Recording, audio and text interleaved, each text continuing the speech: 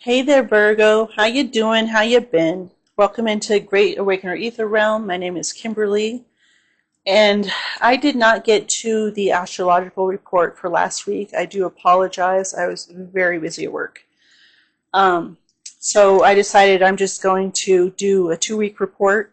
If you want to hear about last week, great. You know, if anything resonates with you, that'd be pretty cool if you let me know. And if you don't, you're more than welcome to fast forward, okay? But I'm just going to go ahead and throw both weeks in here, okay? So February 3rd until the 16th.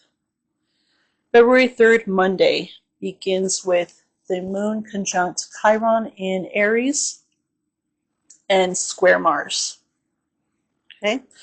So Mars is the ruler of Aries. The moon is the ruler of Cancer. So we've got this mutual reception going on, which is quite nice. It makes it, even though it's a square, it makes the energy flow just a little bit better, okay? And also, since Mars is in retrograde, it just calms down the energies a little bit more, makes it a little more smooth, okay? Now, Cancer is your friendship zone. 11th house, friendships, dreams, hopes, wishes. Aries is your 8th house of other people's money, debt, taxes, also sex, death, intimacy, rebirth. Okay?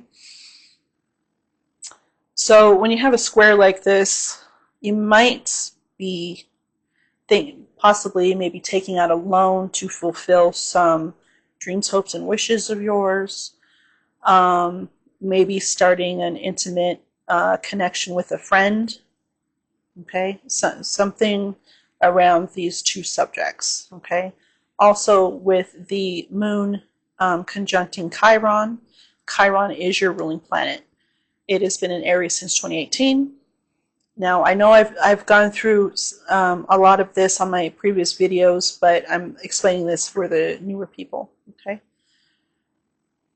Chiron is the wounded healer. It's your secondary modern ruler, as it's also Mercury is your traditional ruler.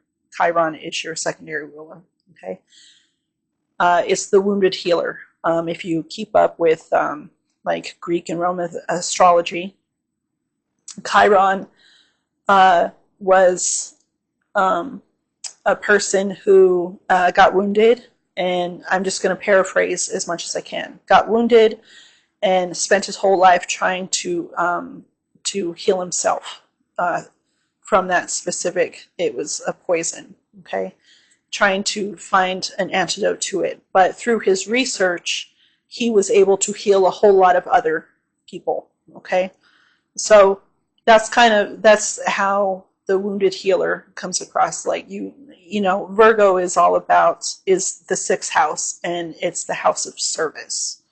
Okay, it's also a house of health and work and daily habits and such. Okay, so but a little backstory on the wounded healer that basically he never actually finds a this is so sad. I shouldn't be telling this part, I guess, but he never really finds an antidote for himself, but he heals a lot of others, okay, in the process.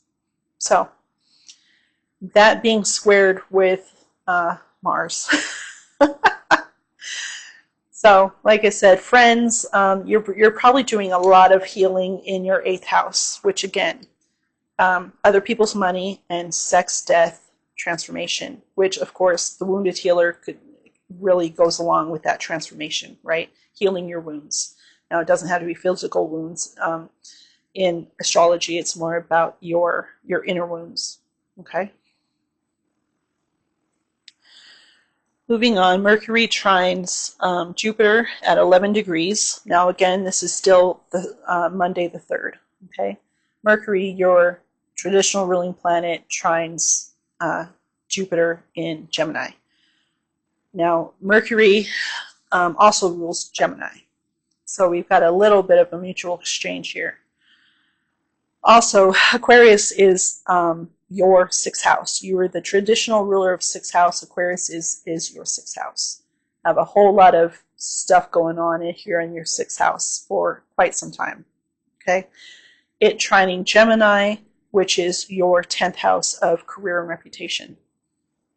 So the 6th house, again, rules daily habits, your health, your work routine, anything that you do on a daily basis. Also rules like sports and competition, okay, which of course ties into the health factor. So a lot about emphasis on work and your career. You know, a trine going on there with one of your ruling planets is definitely, you know, it's a good day. If you're looking to change things up in your career, communicate with some higher ups maybe, or with your reputation, you know. We also have, of course, Mars square Chiron, and then we have the moon moving into Taurus, where it immediately squares Pluto in Aquarius. Taurus is your 9th house of expansion. That's about long distance travel, expanding your horizons, basically, learning different cultures, anything outside of your comfort zone. Okay. It comes into square Pluto in your 6th house. So you could be thinking about expanding your horizons for work, or it could be changing up your health routine, okay, your daily habits, you know, maybe to set a goal to do some long distance travel, possibly, or higher education, maybe going back to college, okay. We also have Venus. This is all on Monday, the 3rd, okay. Venus enters Aries. Aries, again, is your 8th house. Taxes, debt, sex, intimacy, transformation, rebirth. Anything to do with the phoenix, how you think of the phoenix, the rising phoenix, you can associate that with the 8th house. And a lot of people, you know, when they hear the word death, they think it's just death, but it's really death to a certain way of life, okay? It doesn't have to do with death specifically, but it's death to a certain way of life and reforming that, okay, transforming. You know, the ruler of the natural 8th house is Scorpio and Pluto, which, like I already told in previous videos, Pluto, you know, went into Aquarius and is there for the next 19 years now. Okay, so there's a lot of transforming going on in your 6th house. Which, again, I'm going to say the reason I said that is because Aries is your 8th house of transformation. Okay, so Taurus is, Venus rules Taurus, and it also rules Libra. Taurus is your 9th house of expansion. And so you have the ruler of your 9th house in your expanding your 8th house. You get it? So I'm trying to figure out a better way to explain that. And of course, Libra is also your value sector as well. So you have your values and your 9th house of expansion, you know, trying to transform your 8th house, expand your 8th house, and help transform it. Okay. Venus does not like being in Aries. It's in its detriment, which I spoke about my last videos. We have the Sun in Aquarius, which is its detriment. We have Jupiter in Gemini, which is its detriment. We have Aries in Cancer is at its fall, which isn't as bad as detriment, but it's still like it's hard to do its best work. And now we have Venus in Aries, which is in its detriment as well. That just means that it can't do its best work. You know, it has a hard time, you know, fulfilling what it wants to do. Now, Venus is also a benefactor. It helps in any way, no matter what, but it's still. I also have been bringing this up to other signs. Venus is going to go retrograde March 1st. So it's going to come up here about the 20-degree mark, and then it's going to start retrograding. It's going to go back into Pisces for a bit to hit, and it'll hit that mark, that conjunction that I spoke about a couple of weeks ago. That was, if you look in the sky, if you study astronomy at all, you would have seen the moon conjuncting Venus. And if you know astrology or astronomy, of course, you would know this too. But you would have known that Neptune is right behind Venus, and to me, that's pretty awesome. Whether you can see it or not, obviously you can't see Neptune without a telescope. But me knowing astrology, I knew that the moon, Venus, Neptune, and the North Node were all aligned at that exact moment, and that was pretty profound to me. So now we have March 1st, Venus is going to start retrograding back again and hitting that same mark before it goes forward again. Now, at that point, the sun is going to overtake Venus, okay? Venus is retrograde for 6 weeks. The sun is going to overtake Venus, and then right now, Venus is called the evening star because you see it after the sun goes down, right? Now, after the sun overtakes Venus and, passes enough, because, if it's too close, you can't. That's one reason why you can't see Mercury as well as you would like, because it travels so close, it orbits so close to the sun. So the story goes is Pluto and Persephone. If you guys like Greek or Roman mythology, it makes astrology just that much more profound, okay? And of course, you add in the astronomy and actually being able to look at the planets as this is happening, it's just that much more exciting, right? So the story between Persephone and Pluto is that Pluto comes up, kidnaps Persephone. Now I'm just going to paraphrase this whole story, okay? Demeter or Ceres, whichever, is Persephone's mom, and she goes to Zeus and petitions to get her daughter back. Zeus makes a compromise with, he compromises with Pluto, and Persephone can be in the underworld for 6 months and in the upper world for 6 months.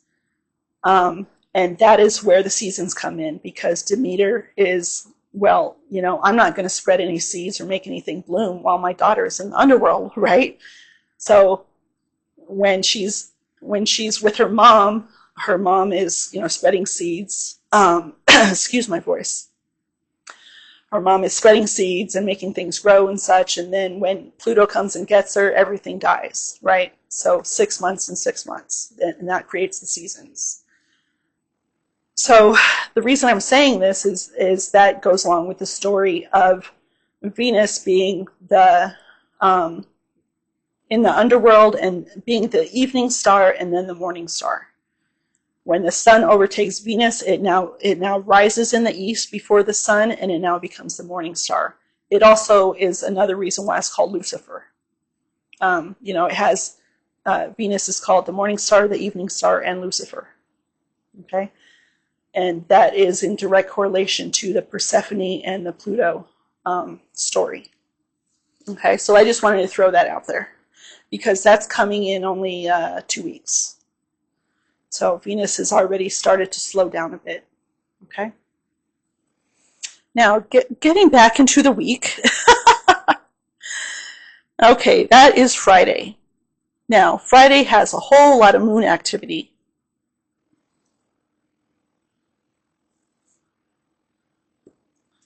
Let me see here. Center Aries, Jupiter direct. Okay, the 4th, Jupiter is direct. Goes direct at 11 degrees, okay, and then the moon squares Mercury. So for you, Jupiter going direct in Gemini, that is your 10th house, career, reputation.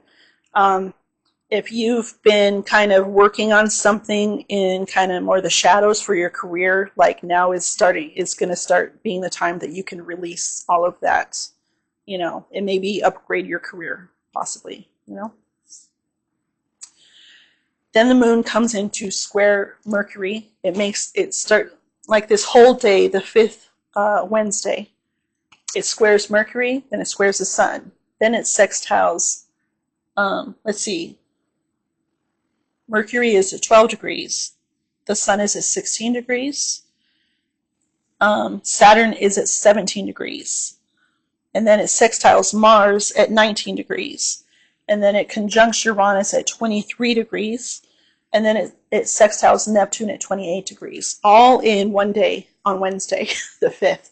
Now, obviously, we've already passed the 5th, but if anything may have happened to you on Wednesday, you know, I wouldn't mind hearing about it because, you know, it goes into the knowledge of my astrology more when I hear people's stories, you know, either confirming or not confirming what I told them, right? So I don't have an ego. Like if you tell me I'm wrong, I'll be like, okay, I'll look into it. Like that's the way we learn, right?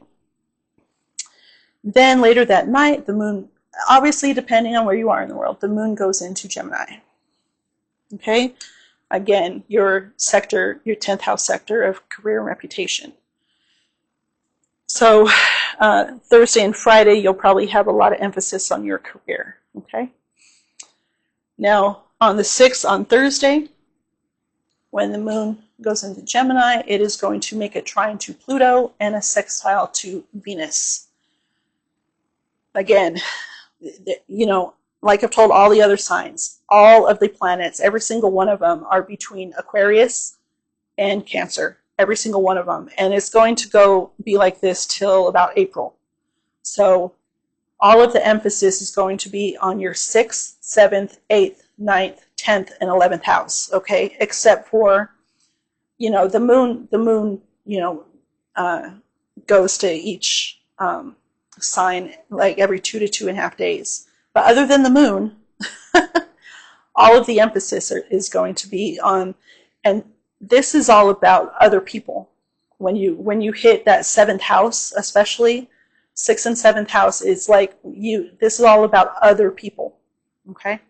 Which can be overwhelming, right? You know. So we also have the moon conjunct Jupiter. And of course, now it's direct. And this is when, if you have something going on in your career, like this is a time that you can really just take off. Jupiter is all about expansion. Okay? Let's see. 7th, Friday, Venus sextiles Pluto. This goes into the story that I told you about Persephone. Okay? You know, everybody, you know, always calls Mars and Venus the lovers, but when you take into the story of Persephone and Pluto, that's another side of the coin, okay? As to where Mars is all about passion and intensity, Pluto is about sex and intimacy. So, yeah. And death and transformation as well, you know, like those subjects can transform you, right? And that is at 2 degrees. If you have any natal planets at 2 degrees, it'll you know, hit them the most. We then have another day of a lot of moon. You know, the moon is a reflector. It amplifies the energies of the other planets. So even though if a planet is making an aspect to another planet, if the moon comes in, it just amplifies it just that much more. Okay, and of course it depends on if it's a trine or a sextile, you know, square opposition. And of course it depends on which planets we're talking about as well. But you want to look at the moon as like a mirror. You know, it reflects, right? What does it do? It reflects the sunlight. Okay. But, you know, obviously it's not just reflecting sunlight. It's reflecting all of these energies from all of these planets on an energetic level. Okay. So we have the moon trine Mercury at 17 degrees. Then squares Saturn at 18 degrees. then trines the Sun at 18 degrees. Then it sextiles Chiron at 19 degrees. And then the Sun comes in and sextiles Chiron at 19 degrees. If you have planets between 16 and 20 degrees, those are going to be getting hit pretty hard, especially on Friday. Okay. Again, the emphasis, so much emphasis on your career, your work, your partnerships, and your 8th house of transformation. And of course, every time Chiron gets hit, like that's your other ruling planet, so even more so, right? Let's see, and then the moon comes in and squares Neptune. I've been trying to explain this to a lot of people. Like, Neptune is a very nice planet, but every planet has its goods and its bads, right? Neptune is all about, it's called the Great Dissolver, okay? It dissolves boundaries and makes things very ethereal and kind of going back into the energy perspective of things. There's no 3D, like, material-wise. Universal love, spirituality, those are all good things, but it can also turn into, the flip side of the coin is escapism, using substances to escape as well, okay? So when you have the moon coming in to square Neptune or oppose it, as well as it's going to later this week as well, those are aspects that you do want to watch out with, especially since we're going into Valentine's Day this coming weekend. I just want to throw it out there that you want to make sure that you're not using escapism while these aspects are going on, okay? Because Moon is all about emotions, Neptune is all about the ethereal, okay? So it could be about daydreaming and dreams and such like that, but like I said, anything that has to do with escapism as well. So please be careful with that subject, especially around like Valentine's Day that weekend, okay? Let's see. Then Saturday the 8th, okay, the moon moves into Cancer, which is its home sign, where it squares Venus in Aries at 2 degrees. So Cancer is your friendship sector, and Aries is your money sector, your sex, death, intimacy, okay? So you might have an intimate encounter with a friend. You might take out a loan to fulfill one of your hopes, dreams, and wishes. There's a good amount of emphasis on like long distance travel or expanding your horizons, taking out a school loan, okay? So something that has to do with other people's money, like loans, okay? Sex, death, intimacy with friendships, dreams, hopes, and wishes, okay?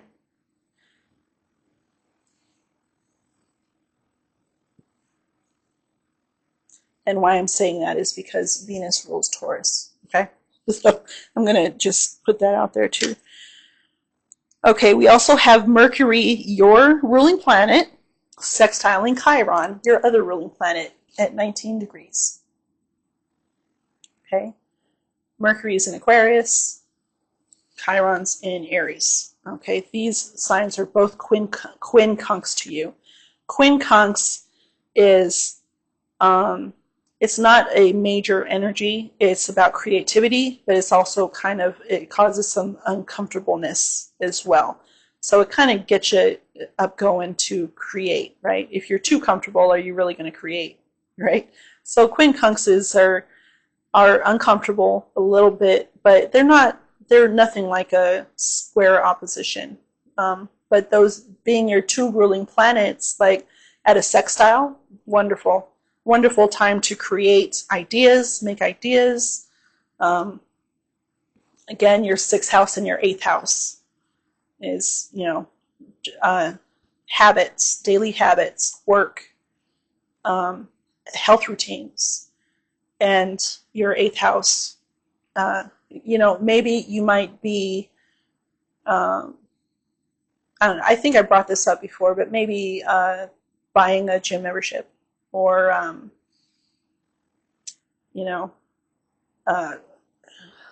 a lot of things could be going on here.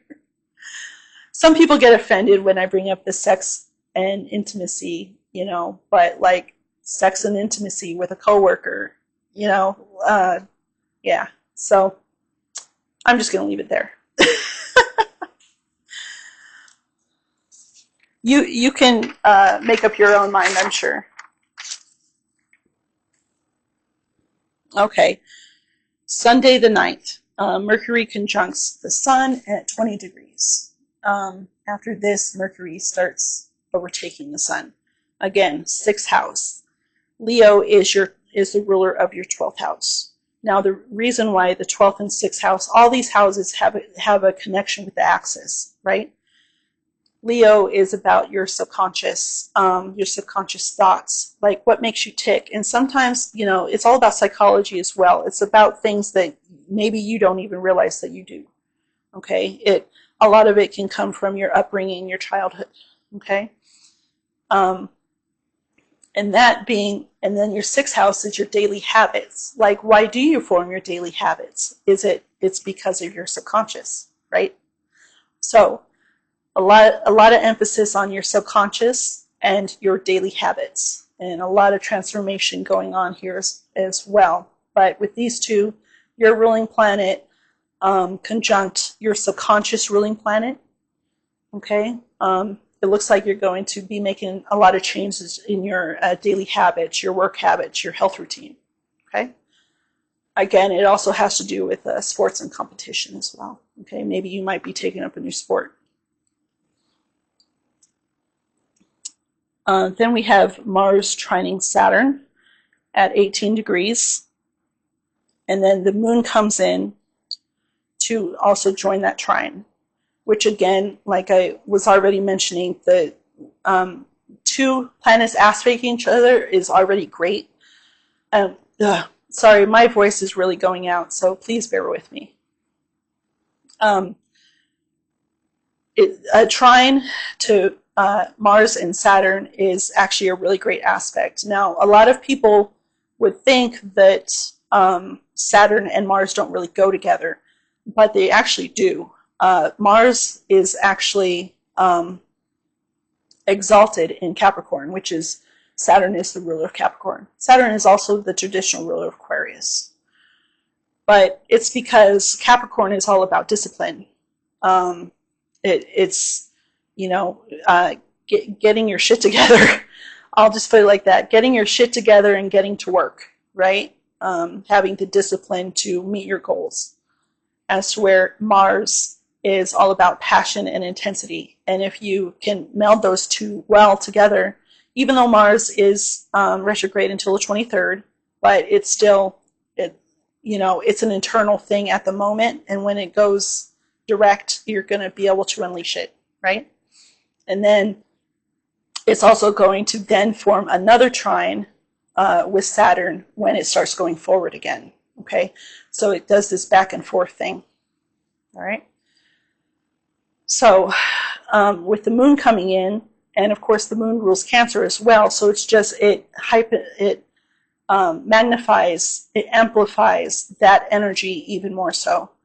So Pisces is your 7th house of partnerships, whether business or romantic. Okay, Cancer is your 11th house of friendships, dreams, hopes, and wishes. So something is underway here with friends and partnerships, business partnerships, dreams, hopes, wishes, starting a partnership with someone to bring your dreams, hopes, and wishes to fruition, okay? 11th house is all about bringing your hopes to fruition, okay? That one thing that you just really wanted to do, and and Capricorn, Saturn is the planet to do it, and so is Mars, okay? So it looks to me like you're not going to take action yet. It's still going to